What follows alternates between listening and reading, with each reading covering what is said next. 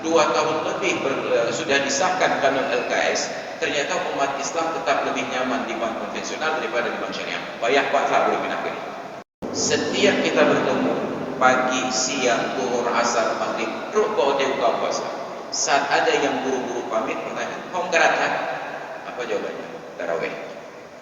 Enggak dijawab, Isya.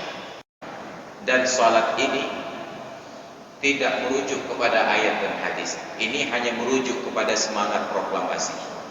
Maka salat tarawih diselenggarakan dengan cara yang seksama dan dalam tempo yang sesingkat-singkatnya. Mawawai. Di Aceh ini sebenarnya secara komposisi, mohon maaf ini bukan khilafiyah, lebih banyak orang yang salat tarawih 20 daripada tarawih 8. Tapi kenyataannya banyak yang berhenti pada 8 daripada melanjutkan 20. Kenapa?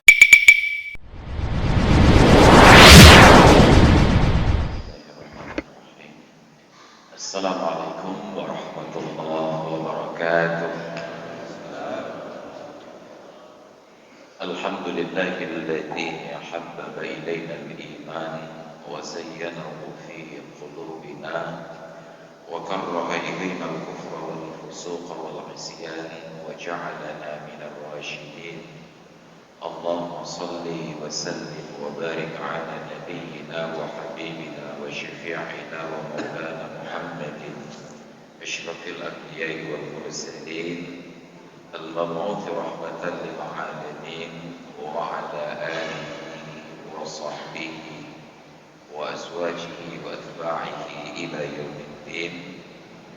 Wa qala Allah ta'ala fil Qur'anil 'azim wa huwa asdaqul qa'ilin وبقوله يهتدي المهتدون واعتصموا بحبل الله جميعا ولا تفرقوا واذكروا نعمة الله عليكم إذ كنتم أعداء فألف بين قلوبكم فأصبحتم بنعمته إخوانا.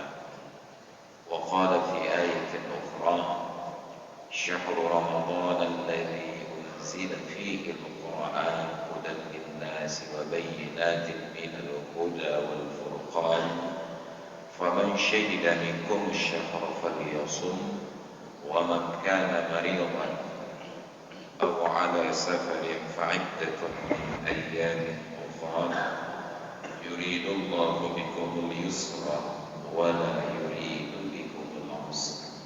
صدق الله العظيم وبعد. Hadirin dan hadirat jamaah salat subuh yang dimuliakan Allah.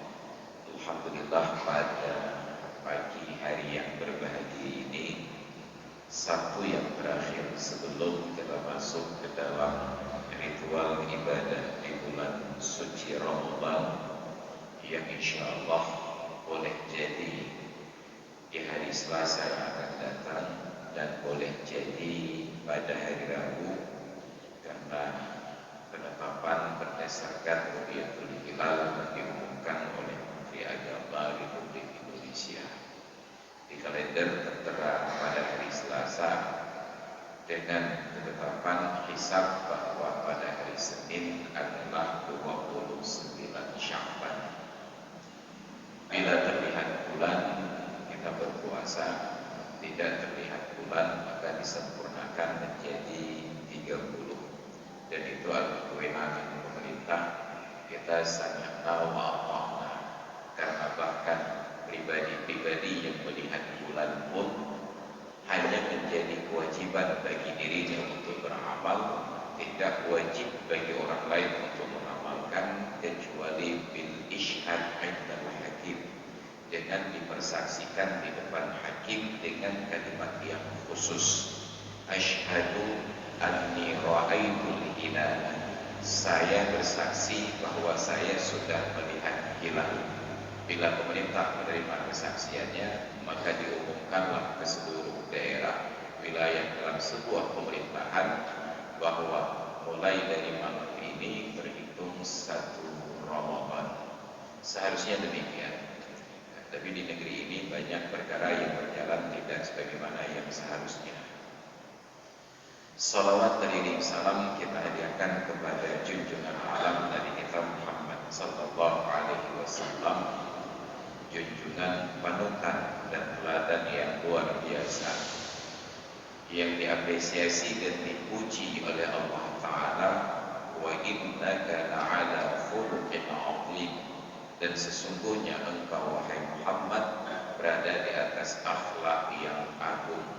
Saat kita baru merangkak menuju akhlakul karimah, beliau sudah berada pada akhlak yang agung. Agung itu dari sisi penggunaan kata tidak boleh sembarangan ditempatkan. Di kota Loksmawe ini dari banyak masjid, bahkan masjid yang sehebat ini tidak disebut masjid agung. Dalam satu kabupaten kota hanya ada satu masjid agung. Demikian luar biasanya penggunaan kata-kata tersebut.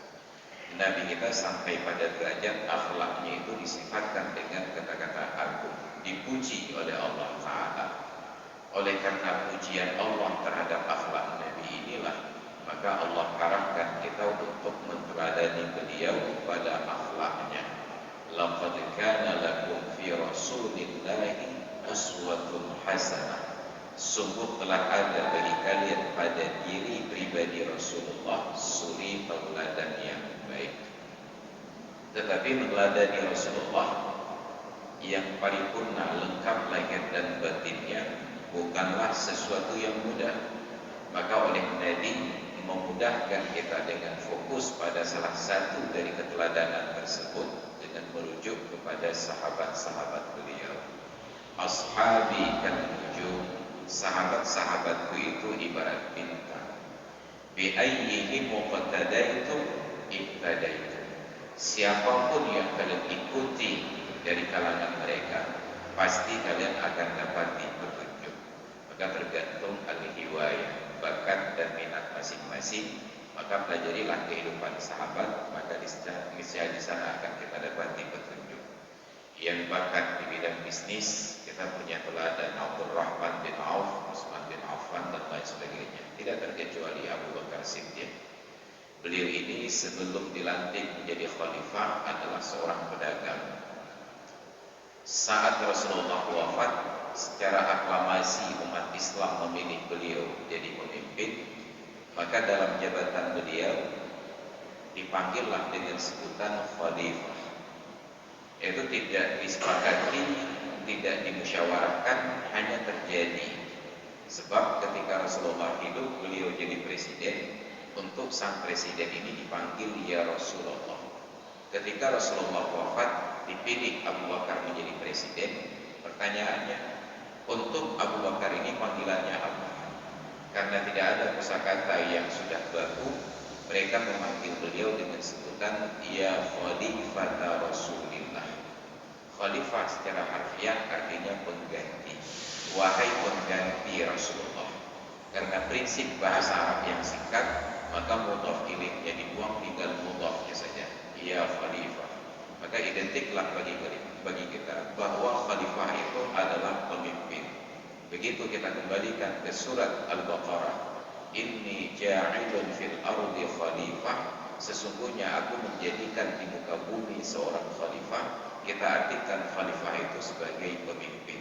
Padahal ayat itu berbicara bahwa Adam yang Allah ciptakan di muka bumi adalah pengganti dari makhluk yang sebelum Adam pernah memakmurkan bumi.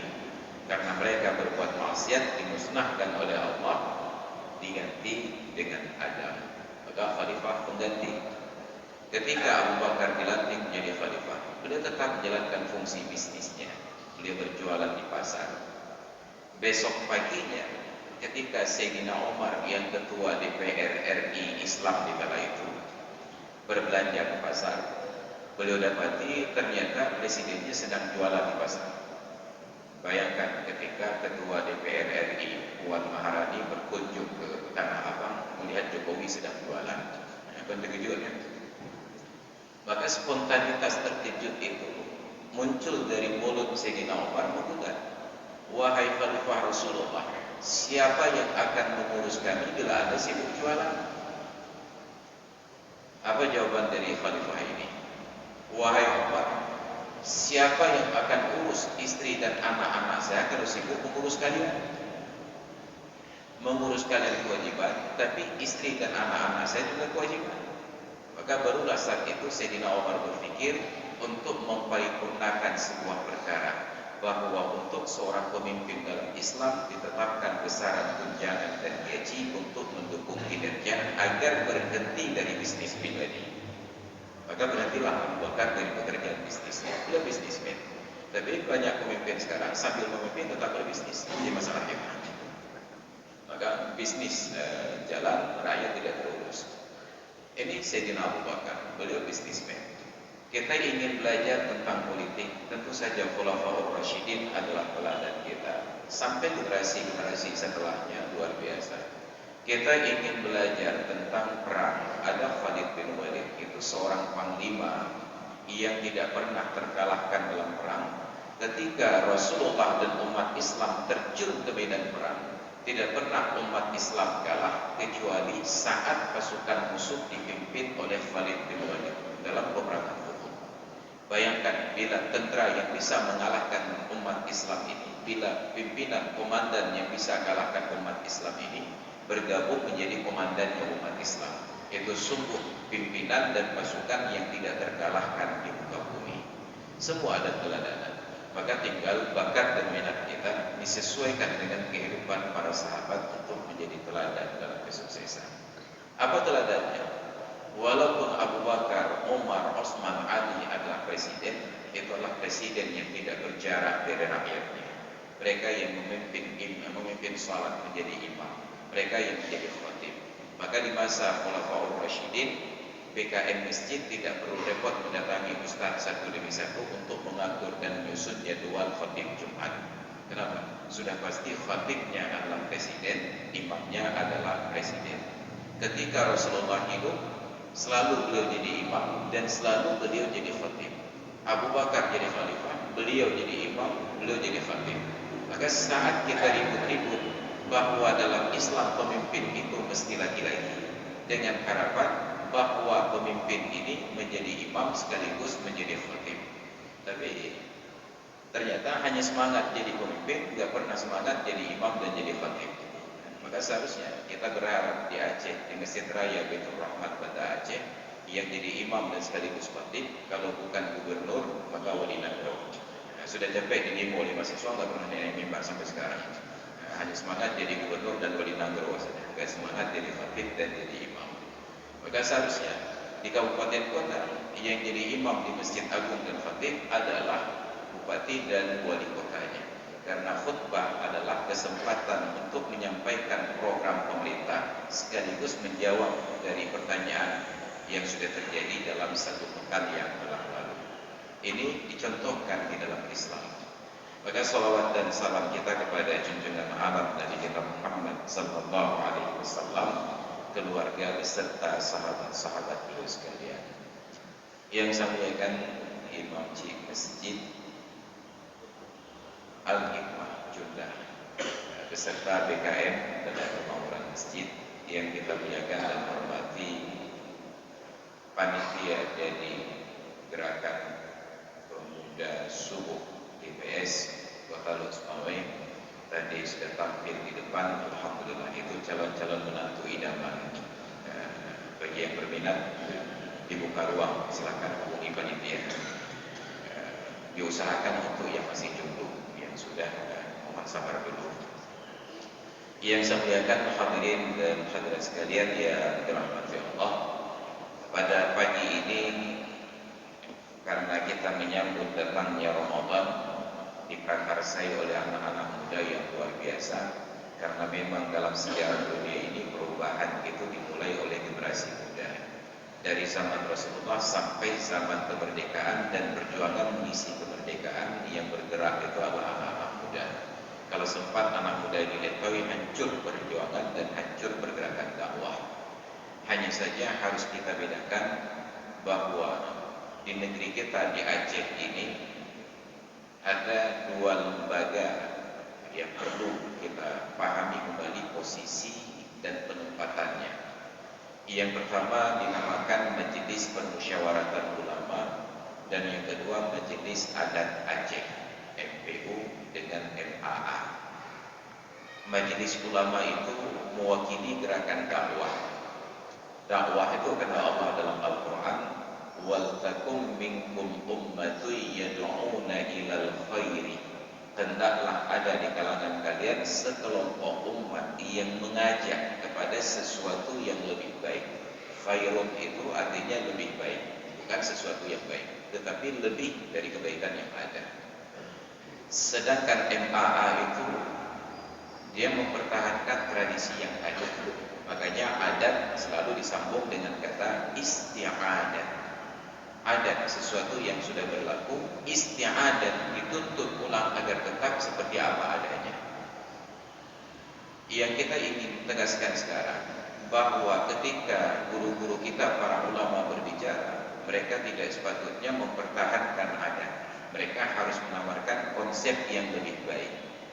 Secara konsep boleh jadi lebih baik, tapi sesuatu yang baik pada konsep belum tentu akan baik pada saat dilaksanakan. Itu juga harus dipilah.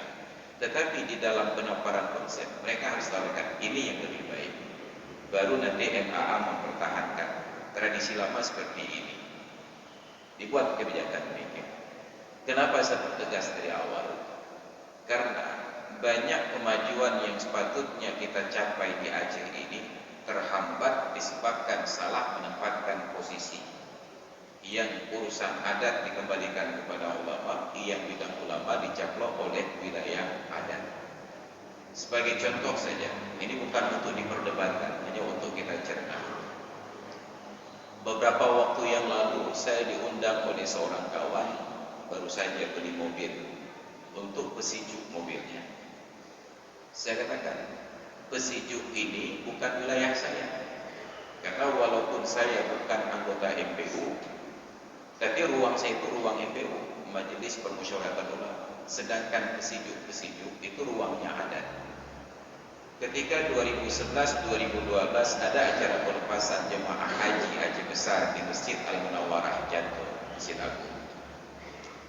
Saya diundang di 2 tahun itu untuk menyampaikan tausiah pada pelepasan jemaah haji.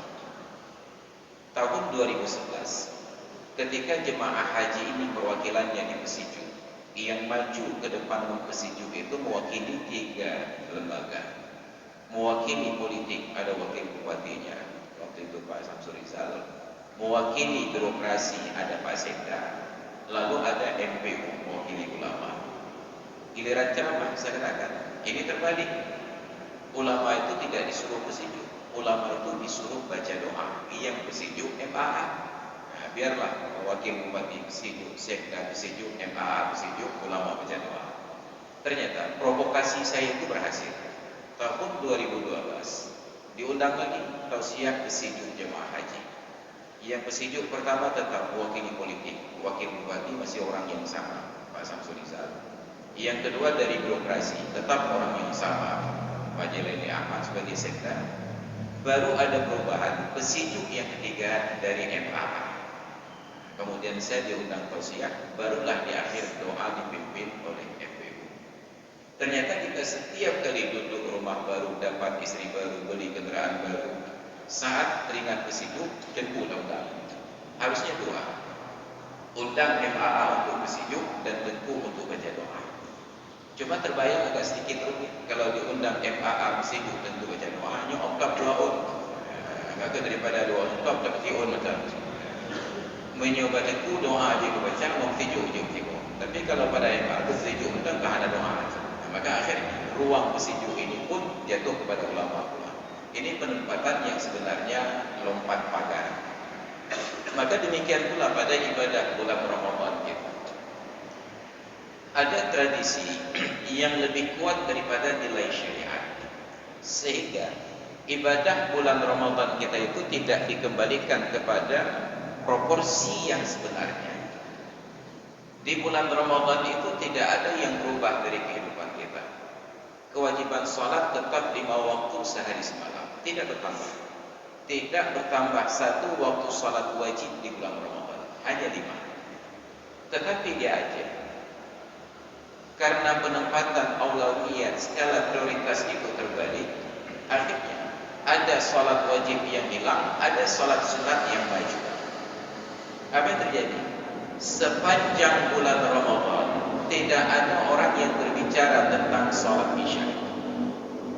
Setiap kita bertemu pagi, siang, zuhur, asar, maghrib, terus bawa dia buka puasa. Saat ada yang buru-buru pamit bertanya, "Kau enggak datang?" Apa jawabannya? Tarawih. Enggak dijawab, Isya. Ketika kita bertemu siang-siang, udah malam 4 tarawih, enggak ada yang bertanya, "Pak, sama yang Isya." Sehingga yang tertanam dalam benak kita, bulan Ramadan yang penting tarawih, enggak ada Isya apa-apa. Maka betapa banyak orang ketika azan Isya berkumandang, memang selalu gejek kuping, baca gorong-gorong kata, "Hai kai bang, udah bang." Nah, apa ni nanya sama Isya ada ni. Karena sama Isya ada gara-gara untuk penting tarawih. Ini dari pola ucap, pola bahasa berubah menjadi sebuah pemikiran dan akhirnya kita anggap itu sebagai sebuah kebenaran. Dan itu sampai kepada pemerintah. Saya tidak melihat ada seorang gubernur, bupati dan wali kota teruk meningkat kecil di Aceh yang serius mengurus salat fardu 5 waktu. Sehingga untuk salat zuhur, asar, maghrib, isya dan subuh itu dikerahkan pasukan Satpol PP dan WH untuk mencari orang-orang yang tidak salat berjamaah. Disuruh tutup tempat usaha. Tapi begitu datang bulan Ramadan, gubernur, Pangdam, Kapolda, Kajati, MPU, Wali Nagrona, rupanya sepakat tanda tangani Forkopimda bahwa sejak berkumandang azan Isya sampai selesai sholat tarawih tidak boleh ada yang buka tempat usaha, khususnya warung kopi. Padahal sehebat-hebat sholat tarawih belum ada seorang ulama yang katakan wajib. Tapi seburuk-buruk yang jualan kopi masih ada yang hukumnya wajib. Bayangkan seorang suami berkewajiban menafkahi keluarga, usahanya jualan kopi, bukan kopi. Yang banyak bukan. Jauh jika itu waktunya sejak berbuka puasa. Nyambi utama.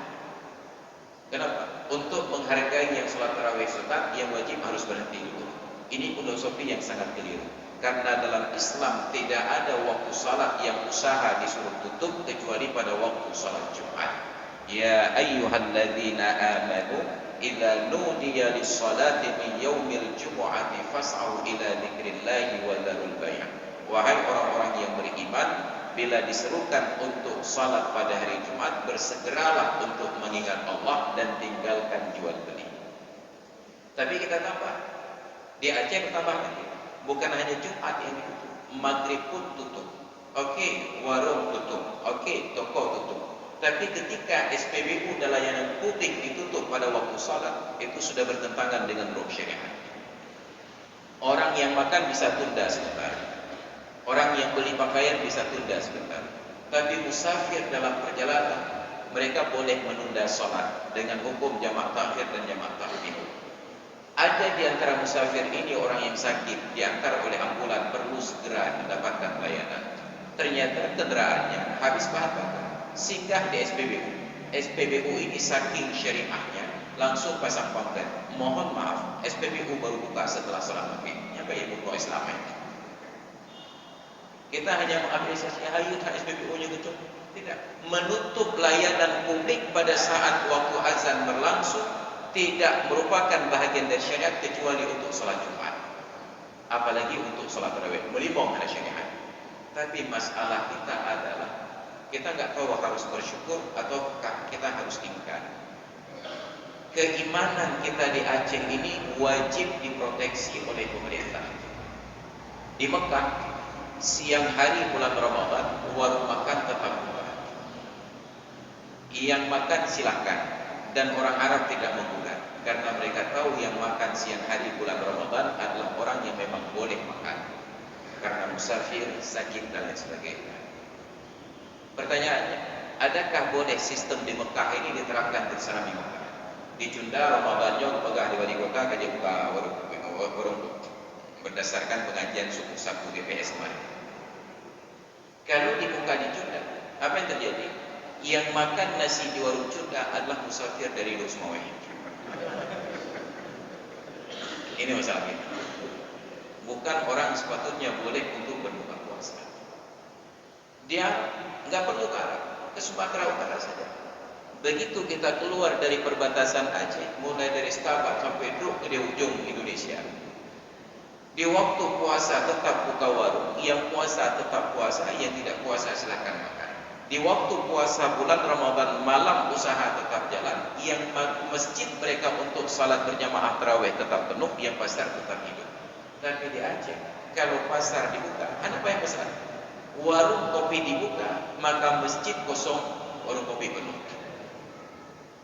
Saya katakan, di Aceh ini sebenarnya secara komposisi, mohon maaf ini bukan khilafiyah, lebih banyak orang yang salat tarawih 20 daripada tarawih 8. Tapi kenyataannya banyak yang berhenti pada 8 daripada melanjutkan 20. Kenapa? Karena peraturan pemerintah tadi tidak boleh buka tempat usaha khususnya warung kopi saat berkumandang azan Isya sampai selesai salat tarawih. Dan tarawih yang dimaksud sampai 8 rakaat saja. 8 rakaat sudah boleh buka warung, goyang itu apa? Andai kata kita buat eksperimen sosial, untuk tahun ini warung kopi sudah boleh buka sejak rakaat kelima. Mbak 5 rakaat itu. Ada jika tidak tarawih? Kenapa? Karena keinginannya hanya sekedar menjalankan ritual formalnya saja. Ini tantangan bagi kita. Maka posisi tantangan ini menjadikan kita masyarakat yang manja, semuanya harus diproteksi. Termasuk yang terakhir kemarin kanun LKS, Lembaga Keuangan Syariah. Seharusnya dalam kondisi normal, kita bayangkan ketika umat Islam dilarang berbuat zina, kapan kita dapatkan pahala tidak berzina? Ketika peluang untuk berzina itu ada. Tapi kita memilih untuk tidak melakukan. Nyo tengok daduk yang tikam dalam masjid, nah pahala dalam zina. Ada mengambil apa itu? Tidak ada pilihan. Karena pilihannya adalah meninggalkan. Maka ketika dulu ada bank konvensional, tapi kita tetap memilih untuk menabung di bank syariah, saat itu kita diapresiasi. Ada alternatif yang konvensional, tapi kita tetap memilih yang syariah. Tapi ternyata terbukti iman orang Aceh wajib diproteksi. Hampir 15 tahun berjalan syariat Islam, 2 tahun lebih sudah disahkan kanun LKS. Ternyata umat Islam tetap lebih nyaman di bank konvensional daripada di bank syariah. Bayar paksa boleh pindah pilih. Ini keimanan yang dipaksa. Maka apa yang terjadi kemudian? Anomali dalam kehidupan ketika dakwah tidak berjalan pada jalur yang sepatutnya. Orang berpikir bahwa ibadah itu cukup materi ibadah, yang lain bukan ibadah. Padahal Nabi katakan, akmalul mu'minina imanan ahsanuhum khuluqa. Mukmin yang paling sempurna imannya bukan yang paling rajin sholat, bukan yang paling rajin puasa, bukan yang paling rajin sedekah. Mukmin yang sempurna imannya, kata Rasulullah, ahsanuhum khuluqa, orang yang paling bagus akhlaknya. Maka semua orientasi ibadat memperbaiki akhlak. Begitu kita sholat, inna sholata tanha 'anil fahsya'i wal munkar. Salat mencegah dari perbuatan keji dan munkar.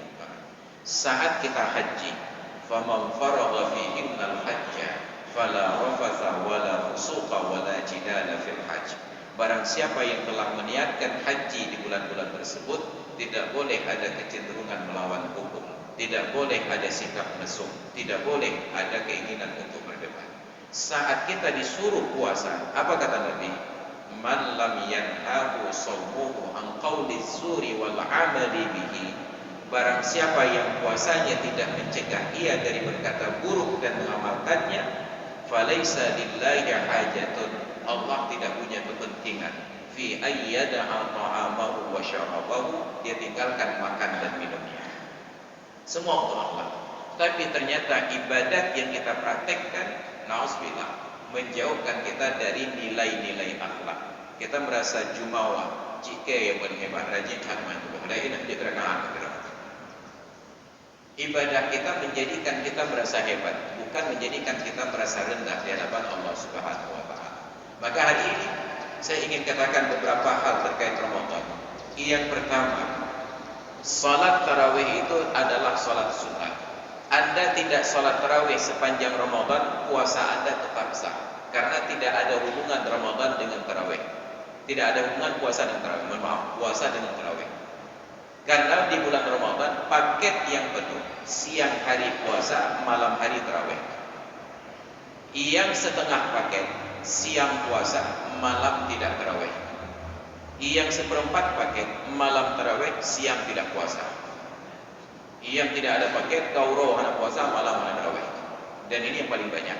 Dan ternyata yang paling bersuka cita menyambut hari raya kelompok ketiga dan keempat yang hana puasa. Dan balakan utama-utama menyebut jauh mendan urut raya akan ada. Ini hari raya yang dibaca oleh orang yang bukan pemiliknya. Yang kedua, salat sunat dan puasa sunat hanya menjadi ibadah kepada orang laki-laki dan perempuan yang berstatus jomblo. Sedangkan para wanita berstatus istri, salat sunat dan puasa sunat tidak pernah menjadi ibadah kecuali kalau mendapatkan izin dari suami. Tapi ternyata para wanita yang berstatus istri, merekalah yang paling stabil saf rakaat tarawihnya di masjid sepanjang bulan Ramadan. Dari malam pundunan sampai malam peneluh. Sedangkan bapak-bapaknya malam pun penuh, maka pelan-pelan terjadi kemajuan sampai malam terakhir tinggal di belakang imam saja. Maka kita ingin katakan, ibu-ibu yang ingin salat tarawih kalau punya suami ada di tempat, mau salat tarawih minta izin. Bang, dia lejak sembahyang tarawih. Oh kaget. Ya. Berangkat. Bang, dia lejak sembahyang tarawih. Bubuk tarawih tu nak nonton sinetron. Maka sungguh mendampingi suami nonton sinetron itu menjadi ibadah, bukan karena sinetronnya, tapi kepatuhan pada suami. Karena kata Rasulullah dalam hadis sahih riwayat Abdurrahman bin Auf, "Idza shallatil mar'atu khamsaha wa shamat syahraha wa hafizat farjaha wa ata'at zawjaha qila laha udkhulil jannata min ayyi abwabil jannati syi'ti." Bila seorang perempuan mengerjakan salat fardu 5 waktu, baik fikir rawatib qabliyah, ba'diyah, duha, tahajud, witir, tarawih dan lain sebagainya, hanya salat fardu 5 waktu, wa shamat syahraha, berpuasa di bulan Ramadannya, baik dia fikir puasa sunat, tarawih, Arafah, Asyura, Tasu'a, puasa Syawal dan lain sebagainya, tok Ramadan saja. Wa hafizat farjaha, dia jaga faradnya, tidak berbuat zina dan selingkuh. Yang terakhir kata Rasulullah, wa ata'at zawjaha, dia patuh pada suami. Apa yang terjadi? Kelak di akhirat ada perintah kepadanya, udkhulil jannata min ayyi abwabil jannati syi'ti, silahkan masuk surga lewat pintu mana saja yang kamu suka. Maka kepada ibu-ibu yang ngotot mau tarawih nanti, minta izin kepada suami. Dan cara minta izin yang paling mudah adalah ajak suami salat tarawih. Bang, ajak sembahyang tarawih masjid tunda. InsyaAllah kalau suami tidak setuju, izin tetap didapatkan. Kalau jaga gedang. Kenapa? Karena sampai sekarang kita masih menganut sistem demokrasi perwakilan. Bahkan perubahan tarawih wakilah ulama. Yang kedua, salat tarawih sepanjang sejarahnya, sejak dari zaman Sayyidina Umar itu dilaksanakan pada seperempat malam sampai hari ini di Masjidil Haram dan Masjid Nabawi. Seperempat malam. Seperempat malam itu dihitung dari jam 7 sampai jam 5. 10 jam, 2 jam setengah durasinya. Maka dari zaman Sayyidina Umar di Masjid Nabawi sampai sekarang di Mekah itu tetap salat tarawih seperempat malam. Jam 7 hidup mata orang, seperempat 2 jam setengah, 8 cikurung citengok. Nanti coba tonton televisi siaran salat tarawih dari Masjidil Haram dan Masjid Nabawi 9.30. Kenapa? Khusus di bulan Ramadan, pemerintah Arab Saudi menyatakan azan Isya dikumandangkan dari jam 9. Walaupun Isya di Arab Saudi jam 8 waktu Arab Saudi. Khusus Ramadan poh cikurung azan 15 menit kemudian baru qamat. 15 menit kemudian baru mulai salat tarawih. Maka di Arab diatur interval waktu azan dan qamat. Untuk salat maghrib 10 menit setelah azan qamat. Duhur, asar dan isya 15 menit setelah azan qamat. Untuk subuh 30 menit setelah azan qamat. Di Aceh 10 menit setelah azan subuh qamat. Yang lain 5 menit. Padahal pada azan subuh ada kalimat khusus, tasbih. As-salatu khairum minan naum. Itu bukan pengajaran Rasulullah, nyen bid'ah. teman rakaat. Itu improvisasi dari Bilal bin Rabah. Ketika beliau datang ke masjid Nabi, kumandangkan azan subuh, ternyata Nabi masih tidur dalam kamar Ummul Mukminin Aisyah. Gejak sahabat kata, wahai Bilal, baik ni panggil ya Rasulullah macam tu. Apa yang terjadi? Bilal bukannya berhenti, malah duduk ke kamar Nabi. As-salatu khairum minan naum. Itu ulang-ulang apa dah? Kalaulah salah seorang di antara kita dalam posisi Nabi, tamat karir Bilal. Tapi karena Nabi bukan kita, maka Nabi singkapkan tirai beliau katakan, Bilal besok ulang lagi. Maka seharusnya kalimat as-salatu khairum minan naum kita dengarkan saat kita masih di atas tempat tidur. Baru kita bangkit mendengarkan janji pahala. Tajak bak kamamano, tohi, tohe, tohintoi, bukan tidak tohina. Yang berwudu, kemudian mandi, yang perlu mandi wajib, baru salat sunat qabliyah subuh di rumah, baru berjalan menuju masjid, salat tahiyatul masjid 2 rakaat, baru qamat dan salat subuh. Tapi kalau sekarang anda dengarkan as-salatu khairum minan naum masih di atas ranjang, baru berjalan ke masjid, sampai di masjid, sallallahu nyandu mukarat dari dalam syurga, alim kerak gereja. Ini PR. Maka setelah azan Isya jam 9:15 baru qamat salat Isya. Kemudian selesai lanjutkan ba'diyah Isya. Jam 9.30 baru mulai salat tarawih. Tapi di Aceh ternyata lebih taat dari di Arab. Pukul 8 langsung azan Isya 5 menit qamat, kemudian salat Isya dan mulai salat tarawih. 9.30 selesai. Tarawih bukan, qiyam Ramadan bukan. Kenapa dinamakan qiyam Ramadan? Dikerjakan setelah bangun tidur. Yang hana mungkin tahu namanya tarawihnya kada dengar. Duduk. Disebut tarawih pun bukan. Kenapa? Karena nama tarawih dapat dari 4 kali istirahat. Yusammunahu li'annahum kanu yastarihuna fi kulli 4 raka'atin. Dinamakan tarawih karena mereka istirahat pada setiap 4 rakaat. Kenapa sembahyang katanya qiyam Ramadan kan tarawih kan. Wajib pokoknya sembahyang kan. Dan salat ini tidak merujuk kepada ayat dan hadis. Ini hanya merujuk kepada semangat proklamasi. Maka salat tarawih diselenggarakan dengan cara yang seksama dan dalam tempo yang sesingkat-singkatnya. Mawawai. Maka kalaulah salat tarawih ingin cepat selesai, saya ingatkan cara paling cepat untuk selesai salat tarawih adalah setelah salat Isya, jangan salat tarawih, selesai. Karena anda tidak salat tarawih, anda tidak berdosa. Tapi salat tarawih bila tidak memenuhi syarat dan rukunnya, anda berdosa. Tapi kalau kita cara pada tarawih itu menandai takbiratul ihram, baik bagi kami. Terumuk aja. Apakah benar? Medung tarawih itu sunat. Padahal kita lebih sunat orang. Yang mudah jalan begini gitu. Salat tarawih memang sunat. Tapi kalau anda sudah masuk, Fatihah menjadi wajib. Tumakninah menjadi wajib. Maka ini yang harus kita luruskan. Yang ketiga, salat witir itu instruksi Nabi, ij'alu akhir salatikum bil laili witran. Jadikan salat kalian yang paling akhir di waktu malam itu salat witir. Pemahamannya kita dapatkan dari praktek Abu Bakar dan Umar. Abu Bakar witir dulu baru tidur. Umar tidur dulu baru witir. Ditanya oleh Nabi, wahai Abu Bakar, kenapa anda tidur karena witir dulu baru tidur? Apa jawaban beliau? Ya Rasulullah, saya khawatir tidak terbangun sebelum subuh, maka saya witir dulu. Ditanya oleh Nabi kepada Umar, engkau wahai Umar, kenapa tidur dulu? Kata Umar, ya Rasulullah, saya sudah terbiasa terbangun sebelum subuh, maka nanti witir sebelum subuh. Droku Aceh, jam 9.30 selesai salat tarawih, disudahi dengan salat witir. Padahal positif 97,5% terbangun tengah malam untuk makan sahur. Apa makna witir jam 9.30? Pengumuman kepada malaikat dengan kata, wahai malaikat, malam ini aku berhadi, hangku sembahyang lagi. Walaupun tidak dilarang salat sunat setelah salat witir. Tapi analoginya seperti orang yang makan kenduri. Menyau urang pajuhku ka gerah jaro, nya kan tanda hadarnya ada mati. Pertanyaan cik, na gelarang damah bulu gerah jaro? Hai pawai darah nyerah ko na lurah le nyuta mah. Antam tadi ngorong na. Menyoka geranya no dari nyana mah ni. Menyor nyana mah tentu nyero.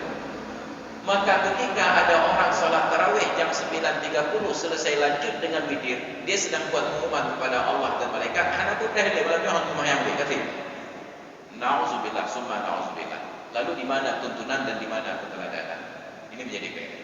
Maka oleh karena itu supaya ideal agar maghrib kita bisa berjamaah di masjid, salat tarawih ideal dilaksanakan, hendaknya buka puasa di masjid, kemudian kita pulang ke rumah makan malam dan kembali ke masjid ketika sudah tiba waktunya untuk salat isya sekitar jam 9. Tapi di Aceh tidak akan jalan. Saya sudah dorong kepada gubernur PLT pada waktu itu, sampai sekarang belum bisa berjalan. Kenapa? Karena keinginan kita tetap sesuai dengan semangat proklamasi, diselenggarakan dengan cara yang seksama dan dalam tempo yang sesingkat-singkatnya.